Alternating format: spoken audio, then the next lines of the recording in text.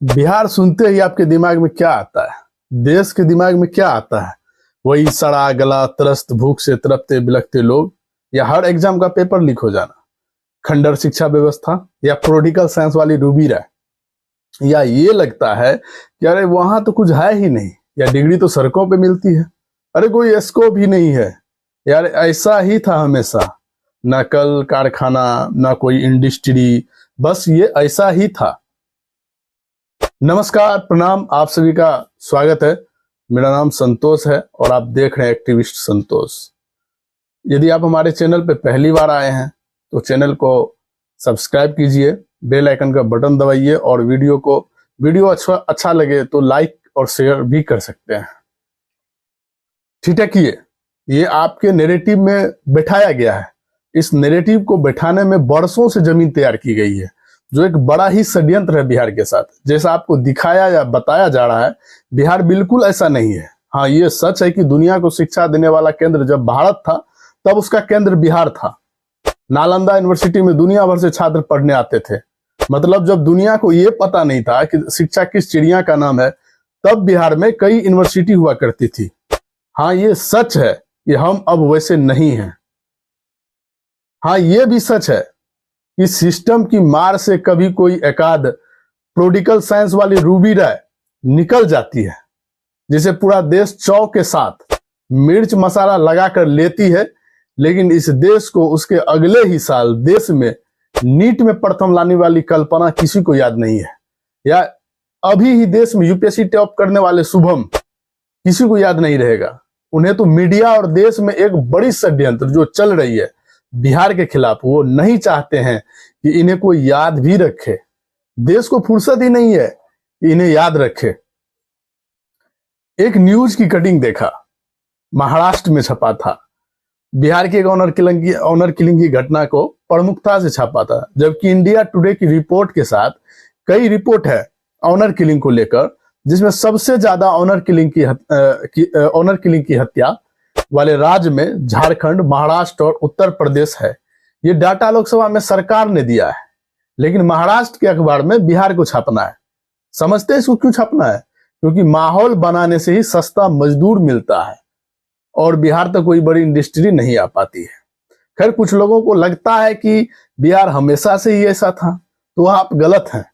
बिहार ने हमेशा बंटवारा का दंश झेला और हमेशा से बिहार में को धोखा भी मिला और संसाधन वाले जगह कटते गए।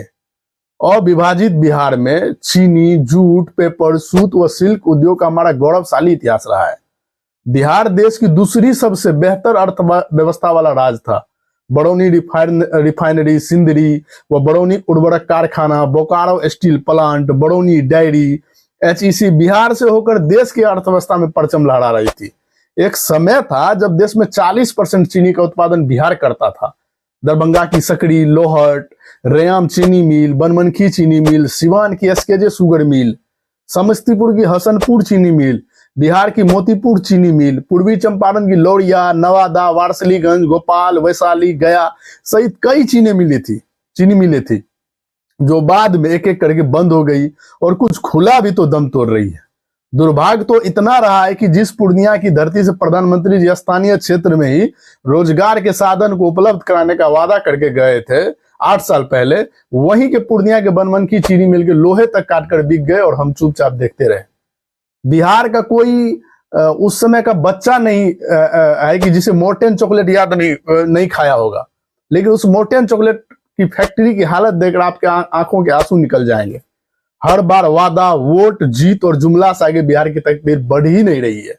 40 में से 39 सीट जिताकर केंद्र में सरकार बनाने वाला बिहार को बस जुमला और भाषण का तगड़ा डोज मिला पीने को, लेकिन कोई सवाल नहीं पूछेगा।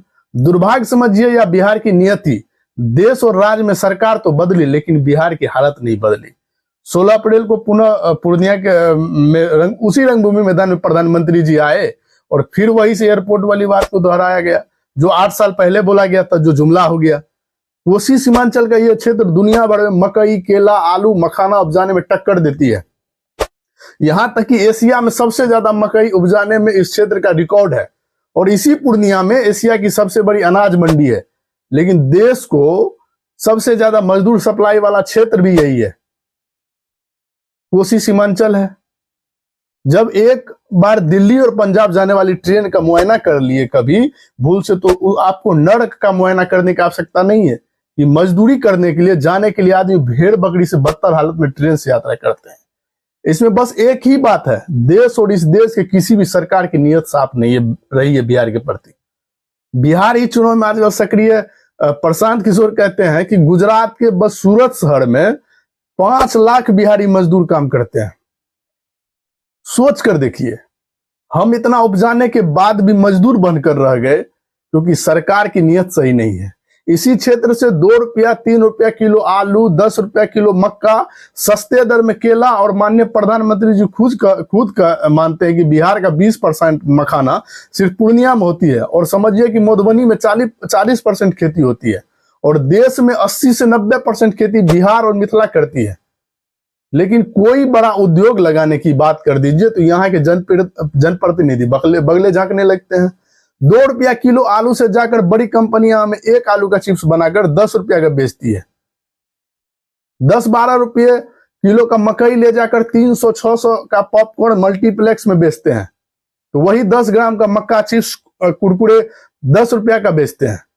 दिक्कत बेचने या खरीदने से नहीं है, दिक्कत इस बात से है कि इतना उपजाने के बाद भी यहाँ के युवाओं के पास रोजगार नहीं है तो किसान मजदूरी करने को बेबस है। इस आधारित यदि उद्योग को लगा दिया जाए तो इस क्षेत्र के साथ पूरे बिहार की तकदीर बदल जाएगी, तस्वीर बदल जाएगी। लेकिन समस्या ये है सस्ता मजदूर फिर कैसे मिलेगा, और सस्ता मजदूर के चक्कर में इस राज्य को मजदूर राज बनाकर रखा है।